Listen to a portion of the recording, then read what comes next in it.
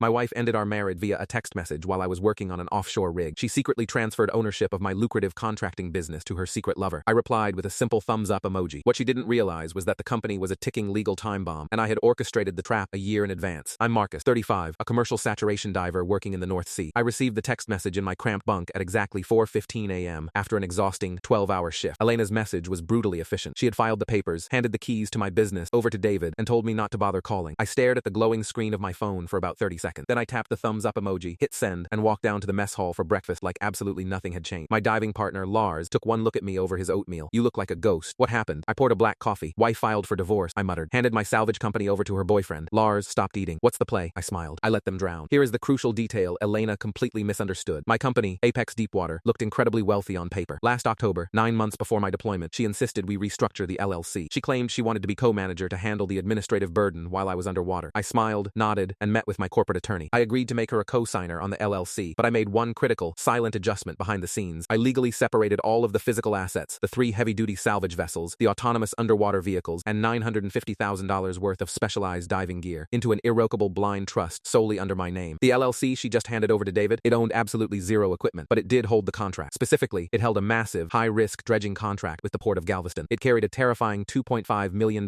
performance liability clause if milestones weren't hit by the end of August. The betrayal didn't shock me because the warning signs had been flashing since Christmas. Elena had abruptly stopped asking about my dangerous dives. She bought a second phone, claiming she was starting a freelance consulting side gig. She started using encrypted messaging apps and constantly brought up this brilliant operations manager, David, whom she had met at a maritime networking seminar. I didn't throw a fit. My mentor in the diving academy taught me to always check my own oxygen and secure my lines before reacting to a panic. So, I prepared my exit. Over 5 months, I quietly funneled $145,000 of my personal savings into an offshore account in the Isle of Man. I rerouted my primary rig paychecks there. She never noticed because she had stopped looking at our joint finances entirely. From the rig, I didn't need to hire a private investigator. I simply logged into the Port of Galveston's public contractor portal using the satellite internet. Sure enough, the primary executive contact for Apex Deepwater had been updated. David's name was listed, right alongside a smug corporate headshot of him wearing the $12,000 custom Breitling watch I had bought myself last year. I called my attorney, Ken, over an encrypted line. She actually did it, I told him. She forged my signature on the expedited transfer document and gave him the LLC. Ken actually laughed out loud. They filed it yesterday morning. David just legally assumed total liability for the Galveston project. Has he realized he doesn't own any boats yet? I grinned. Not yet. Let him get comfortable. David had exactly 14 days to commence the dredging operation before the city triggered a $15,000 a day breach of contract penalty. On day 16, my satellite phone buzzed. It was Elena. Her voice was an octave higher than normal, trembling with pure panic. Marcus, where is the fleet? David went to the commercial marina to launch the cruise and the slips are completely empty. The Port Authority is threatening to sue him. I leaned back in my chair, watching the gray ocean waves crash against the rig. The vessels belong to my private trust, Elena. David owns the LLC, which means your new boyfriend currently owes the city of Galveston 30 grand, and the meter is running. He better get a shovel. Dead silence on the line. Then, hysterical crying. Marcus, please. David put his downtown condo up as collateral to secure a massive loan for the operating cost. He thought he was inheriting a turnkey operation. You have to transfer the boats back. I hung up the phone without saying another word. The satellite connection clicked off, leaving only the low, rhythmic hum of the rig's ventilation system. Lars was sitting across from me, sharpening a dive knife on a whetstone. He didn't ask what she said. He just looked up, saw my face, and nodded once. The next morning, the reality of their situation began to compound exactly the way Ken and I had calculated. When David took over Apex Deepwater LLC, he didn't just take the Galveston contract. He took the payroll obligations for my entire 7-man crew. These guys aren't minimum wage laborers. They are highly specialized marine technicians, crane operators, and commercial divers who get paid a daily retainer just to stay on call. My lead foreman, Owen, called me at 6 a.m. his time. Marcus, some guy named David just sent us a mass email saying there's a temporary delay in vessel deployment, but we need to report to the Pier 21 warehouse for a mandatory safety briefing, Owen said. His tone was flat, suspicious. He told us he's the new managing partner. What the hell is going on? I took a sip of the lukewarm water from my flask. Elena transferred the LLC to him. Owen, she used an old power of attorney from our house closing and forged the corporate transfer. The company is his now. There was a long pause on the line. I could hear the sound of a diesel truck idling in the background. Owen was probably sitting in his rig at the marina. So, we working for this clown? Not if you want to get paid, I said. The LLC's operating account is empty. I moved the reserve funds months ago. He has no assets, no boats, and the Galveston penalties started 2 days ago. If you guys clock in under his name, you're working for free. Owen grunted. Say less. What about the boats? They're sitting in a private shipyard 60 miles up the coast under a completely different corporate entity, I told him. I'm still paying your retainer out of my personal trust account. Go home, take care of your families, and ignore any messages from Apex Deepwater. I'll call you when I'm off the rig in 3 weeks. By noon, David was completely isolated. He had a $2.5 million city contract, zero equipment, and a crew that refused to answer his phone calls. According to the public registry, David had used a local boutique lender, Mercer Financial, to secure a $400,000 short-term commercial loan to fund the initial phase of the dredging. He had used his 2-bedroom condo in downtown Houston as primary collateral. He thought he was borrowing money against a company that owned 3 commercial-grade tug and a $300,000 suction dredge. Ken called me during my afternoon shift break. His voice had that dry, professional professional satisfaction that only lawyers get when a trap snaps shut perfectly. Marcus, we just received a formal notice from the Port Authority. It wasn't sent to you, it was sent to David as the registered agent of APEC. Garrett Whitfield, the compliance director for the port, is demanding proof of the performance bond verification within 48 hours. Can David produce it? I asked. Absolutely not, Ken said. The original bond was issued by Liberty Maritime Insurance, and it was underwritten based on your personal net worth and the physical assets of the vessels. When David filed the change of ownership without the asset, the original bond automatically became null and void. He has to secure a new bond, but no legitimate maritime insurer is going to bond a guy with 0 vessels and a company facing active liquidated damages. 2 days later, the financial pressure began to fracture their relationship. Elena tried calling me 13 times in the span of 3 hours. When I didn't answer, she started texting. The messages completely lost their confident, dismissive edge from a week ago. Marcus, please answer me. David is melting down. The bank called him today because they did a spot check on the marina and found out the equipment listed on the loan application isn't there. They're talking about loan fraud. They gave him 72 hours to produce the registration numbers for the vessels, or they're calling the loan due immediately. We don't have that kind of money. David is blaming me. He said I lied to him about what the company owned. I didn't reply. I took a screenshot of the text and forwarded it directly to Ken for our divorce file. The real escalation happened on Friday. David, desperate to save his condo and avoid a criminal investigation for loan fraud, tried to circumvent me entirely. He went down to the Port Authority office to meet with Garrett Whitfield in person, attempting to negotiate an extension on the dredging timeline. He brought Elena with him, thinking her historical connection to the business would add some legitimacy. I found out because Whitfield is an old classmate of my father's and has known me since I was an apprentice diver. He called my personal cell directly from his office line while David and Elena were still sitting in his waiting room. Marcus, I have 2 very sweaty people outside my door telling me you've abandoned a city project and that they are the new operators of APEC, Whitfield said, his voice echoing slightly on the speakerphone. This guy David is offering to subcontract the work to a third-party outfit out of Louisiana just to get the buckets in the water by next week. I leaned against the railing of the rig's helideck, the wind whipping salt spray across my face. Garrett, I didn't abandon anything. I was pushed out of my own LLC via a forged transfer while I was 400 miles out at sea. The vessels they're trying to use don't belong to Apex. They belong to me, and they aren't moving. If he subcontract the work, he's going to pay double the market rate because every outfit on the Gulf knows the Galveston Channel is full of compacted clay right now. Whitfield sighed. That's what I figured. The Louisiana boys won't even mobilize for less than a $50,000 deposit up front. Does this David even have that? He's leveraged to his eyelids. Garrett, his condo is on the line with Mercer Financial. Understood, Whitfield said. In that case, I'm issuing the formal notice of intent to default at 5 o'clock today. That gives him 7 business days before the city officially terminates the contract and sues the LLC for the full $2.5 million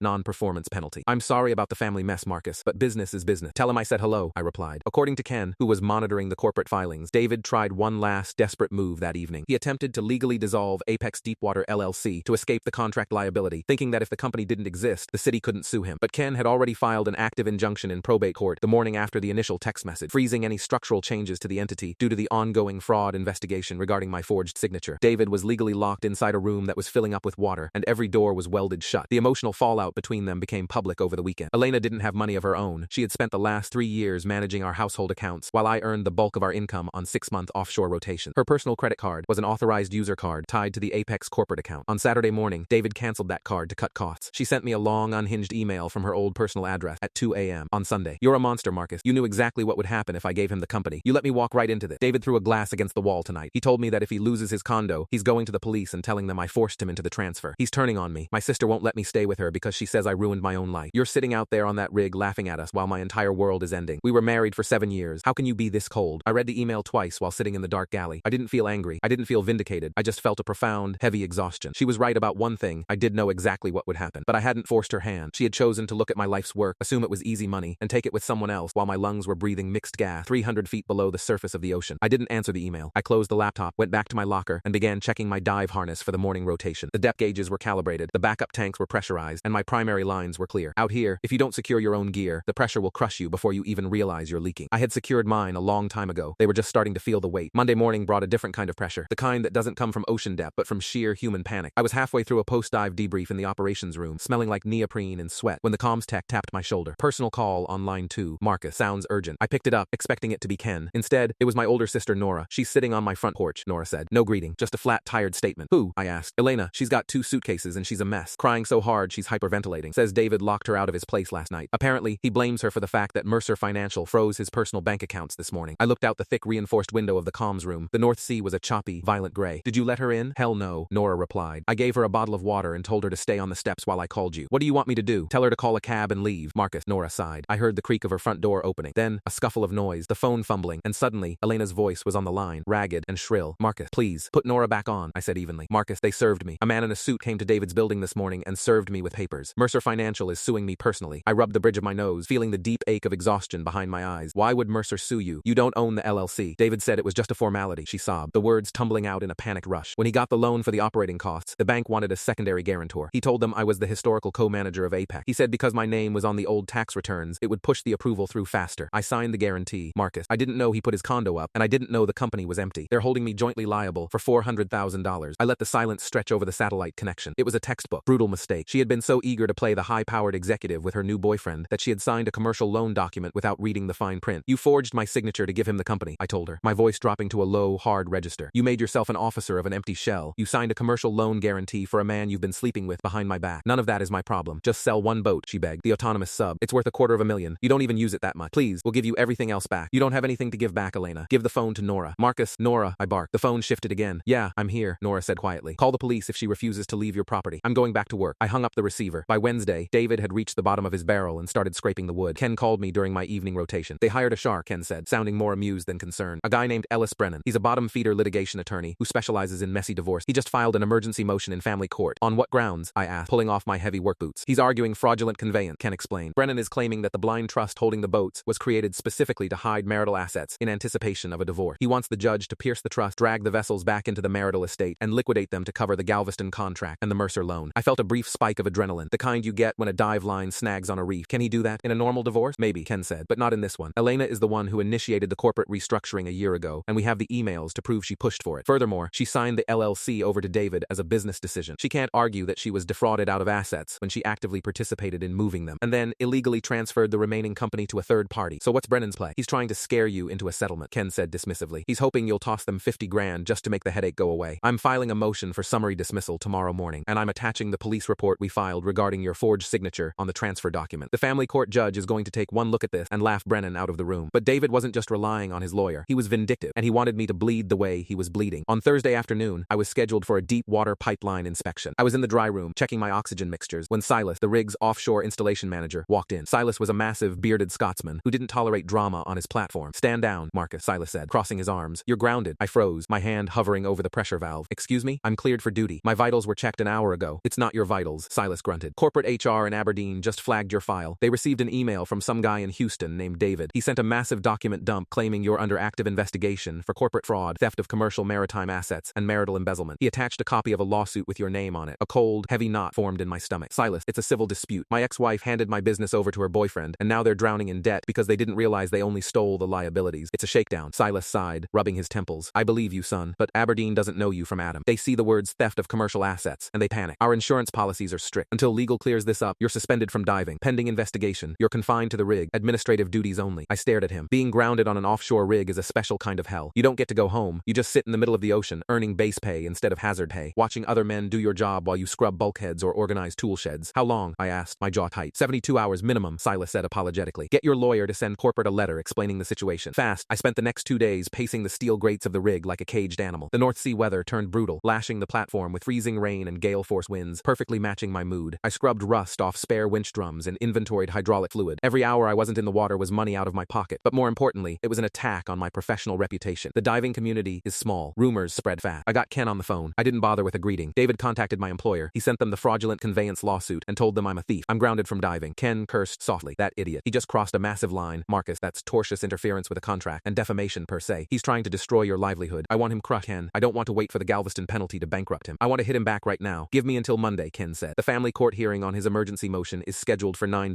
a.m. Let me get the judge to throw his case out, and then I'll file an immediate countersuit against David and Elena for defamation and tortious interference. I'll get Aberdeen the clearance letter by tonight so you can get back in the water. Ken was as good as his word. By Friday night, corporate HR reviewed Ken's documentation, realized David was a hostile third party in a messy divorce, and reinstated my dive status. But the anger didn't dissipate. It had crystallized into something hard and unforgiving. Monday arrived. I was back in the water, doing a 6-hour saturation shift. I didn't get to speak to Ken until I was back in the decompression chamber, breathing a helium oxygen mix, a headset strapped over my ears. How did it go? I asked, my voice sounding tinny and high-pitched from the helium. It was a bloodbath, Ken said, and I could hear the satisfaction radiating through the phone. Ellis Brennan swaggered into court with David and Elena in tow. They looked awful, by the way. Elena looked like she hadn't slept in a week, and David was vibrating with stress. Get to the ruling. The judge read Brennan's motion, looked at the police report regarding the forged LLC transfer, and then looked at David. The judge asked David, on the record, if he was currently the legal owner of APEC Deepwater. David had to say yes. Then the judge asked Elena if she had signed the transfer document. She started crying and tried to explain that it was a mistake. Ken paused, taking a sip of whatever he was drinking. The judge shut her down. He dismissed Brennan's motion with prejudice, meaning they can never bring it up again. The boats are completely safe. And the Galveston contract? I asked, leaning my head back back against the cold metal wall. That's where it gets complicated, Ken said, his tone shifting. The amusement was entirely gone. Garrett Whitfield at the port didn't issue the default notice today like he was supposed to. I sat up straight in the cramped chamber, the heavy diving suit groaning against the movement. Why not? The deadline passed. David has no boats and no bond. Because David found a loophole, Ken said quietly. He didn't need your boats. He found someone else's, and he found a backer. I wiped a smear of condensation off my visor. Who? Your lead foreman, Owen. David somehow convinced Owen to break ranks. Owen took his crew, leased a couple of beat-up dredge barges from a scrap outfit in Louisiana, and they put them in the water at Galveston this morning. They started digging. The air in the chamber suddenly felt very thin. Owen, the guy I had trusted to run my cruise for 5 years, the guy I was paying out of my personal trust just to keep him afloat while this blew over. Why would Owen do that? I asked, my voice dangerously quiet. Because David offered him equity, Ken said. David signed a legally binding contract giving Owen 40% ownership of Apex Deepwater if they hit the first dredging milestone and save the contract. Owen isn't just an employee anymore, Marcus. He's your ex-wife's boyfriend's new business partner, and he knows every operational secret of your company. I stared at the heavy steel rivets of the chamber wall, the helium in my system making my breathing sound thin and mechanical. The silence on the line stretched out. Did you hear me, Marcus? Ken asked. I heard you, I said. My voice didn't shake. I didn't feel angry. Not yet. I just felt cold. Owen took the bait. He took a massive gamble, Ken corrected. 40% of a company that is currently drowning in debt. But David is a salesman. He probably pitched it to Owen as a Cinderella story. The hardworking foreman swoops in, saves the day, and becomes a millionaire overnight. He leased scrap barges, I said, my mind already working through the logistics. From who? Nobody on the Texas coast would lease to David with his credit frozen. A salvage yard down in Houma, Louisiana, place called Durban Marine, Ken replied, the rustle of paperwork echoing through the receiver. They specialize in decommissioning old oil rigs and dredging equipment. They probably rented David 2 rusted-out buckets for pennies on the dollar, just happy to get them off their lot. Galveston clay is like concrete, Ken. You can't dig it with scrap iron. It'll snap the hydraulics on those buckets in 3 days. Maybe, Ken said. But right now, there are buckets in the water, which means David officially commenced operations before Garrett Whitfield's deadline. The city backed off. The default notice is suspended as long as Owen hits the first dredging milestone by the end of next week. And because work has started, Mercer Financial gave David a 30-day grace period on the loan. I closed my eyes. It was a patch job, a desperate duct tape solution on a sinking ship. But it gave them oxygen. It gave David a narrative to feed the bank, and it gave Elena hope. What about my retainer? I asked. I've been paying Owen and the crew out of my private trust to stay on standby. I froze those payments 20 minutes ago, Ken said cleanly. The second I verified they were on site in Galveston, under Apex Deepwater's banner, I cut the cord. You aren't subsidizing their mutiny. Good. Keep monitoring the port log. Let me know when things break. I ended the call and handed the headset to the chamber tech. I had another hour of decompression left. I spent it staring at the pressure gauge, thinking about Owen. We had pulled each other out of collapsed trenches. We had spent Christmases drinking cheap beer on the decks of salvage boats. He had stood in my kitchen and eaten dinner with me and Elena. When they finally unsealed the chamber, I walked straight to my quarters. I didn't shower. I grabbed my satellite phone and dialed Owen's cell. He answered on the second ring. He didn't sound guilty. He sounded busy. Marcus, Owen said. The background noise was a chaotic mix of diesel engines screaming and heavy chains clanking. He was definitely on a barge. Scrap buckets from Houma, Owen? Really? I asked, my voice flat. There was a brief pause, a shifting of wind over the mic. A man's gotta work, Marcus. I got twin girls starting college in the fall. You're sitting pretty on an offshore rig with a blind trust full of money. I'm down here trying to pay a mortgage. I was paying your retainer. You were making $400 a day to sit on your couch. And David offered me 40% of a $2.5 million payout. Owen shot back, his tone hardening. Elena showed me the contract. The city pays out a $500,000 milestone bonus if we clear the South Channel by Friday. That's $200,000 in my pocket. I can't walk away from that. Elena lied to you, or she doesn't know how to read a municipal contract, I said, gripping the edge of my bunk. That milestone bonus is contingent on a full environmental compliance sign-off. You're using Durban Marine scrap barges. Have you checked the hydraulic seals on those buckets? If you leak so much as a pint of hydraulic fluid into that channel, the EPA will shut you down and fine you $100,000 a day. The city won't pay you a dime. Dead silence. The sound of the diesel engines in the background seemed to grow louder. I know how to maintain my gear, Marcus, Owen said, but the defensive edge in his voice was unmistakable. It's not your gear. It's rusted trash from a swamp, and when it breaks, David isn't going to take the fall. He's the LLC owner, but you're the operating partner now. The city will come after your license. We're hitting the milestone, Owen said stubbornly. Don't call me again, Marcus. We're on opposite sides of the table now. The line clicked dead. I tossed the phone onto my mattress. He was in too deep. The greed had blinded him to the structural reality of the job. I walked down to the mess hall. Lars was sitting at our usual table, tearing apart a piece of burnt toast. He looked up as I sat down with a black coffee. You look like you're chewing on glass, Lars noted. My foreman flipped. He partnered with my ex-wife's boyfriend to try and save the dredging contract. Lars stopped chewing. He wiped his hands on a paper napkin and leaned forward. Using your boats? No, leased some junk from Louisiana. But he knows the port, and he knows my contact. He's using my operational playbook. Lars took a sip of his water. Who holds the insurance on his crew? I froze, the coffee cup halfway to my mouth. I slowly lowered it back to the table. Say that again. Commercial diving and dredging requires a massive umbrella liability policy, Lars said quietly, tapping the table with his index finger. When your foreman worked for you, he was covered under your master policy, right? But you separated the assets into a trust. Did David buy a new liability policy for the LLC? My pulse hammered in my ears. The original Apex Deepwater policy was tied to the physical vessels, the vessels sitting in my trust. David couldn't get a performance bond because he had no assets. There was absolutely no way he could secure a $5 million